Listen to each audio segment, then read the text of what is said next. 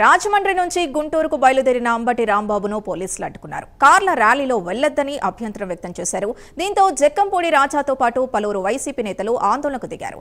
పోలీసులు వ్యవహరిస్తున్న తీరుపై ఆగ్రహం వ్యక్తం చేసిన అంబటి అనుమతిస్తే గుంటూరుకు కారులో వెళ్తానని, లేకపోతే పాదయాత్రగా వెళతానని స్పష్టం చేశారు.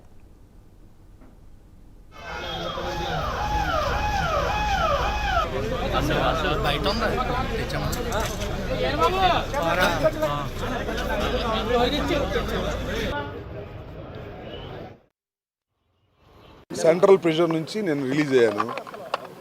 ఇంటికి వెళుతున్నాను. ఇంటికి వెళితే నా వెంబడి 10 మంది వస్తారు. నేను ఒక పొలిటీషియన్ని. ఈ రాష్ట్రంలో మొన్నటిదాకా పరిపాలన చేసినటువంటి రాజకీయ పార్టీకి చెందినవాడిని, మంత్రిగా చేసిన వాడిని. నన్ను అరెస్ట్ చేస్తే 10 మంది రారా? నేను అనాథనా? నాకు పార్టీ లేదా? వస్తే వాళ్ళు ఎవరిని వెళ్ళనివ్వంటే ఏంటి ఆంక్షలకి నాకు అర్థం కాలేదు. నేను ఏమైనా పిలిపించుకున్నాను వీళ్ళు డబ్బులు ఇచ్చి? వస్తారు అభిమానంగా, అయ్యో రాంబాబు గారిని లోపల పెట్టారని వస్తారు. వస్తే వాళ్ళు ఎవరిని రానివ్వు, ఎవరిని మీతో ఫాలో అవనివ్వంటే ఏంటిది? అరాచకం ఏంటి? ఈ దౌర్జన్యం ఏంటి? ప్రభుత్వం మీదని, పోలీసులు మీ చేతిలో ఉన్నారని లోకేష్ చంద్రబాబు ఈ రకంగా చేయడం ధర్మమేనా? ఆలోచించమని మనం చేస్తున్నాం. ఏమయ్యారు ఈ పోలీసులు? నా ఇల్లు పగలగొట్టినప్పుడు ఏమయ్యారు?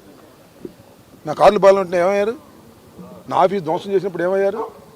నా పెళ్ళాం బిడ్డలను తరిగినప్పుడు ఏమయ్యారు ఈ పోలీసులు? అప్పుడు వాళ్ళని దగ్గర నుండి అలౌ చేశారు. 7 గంటల సేపు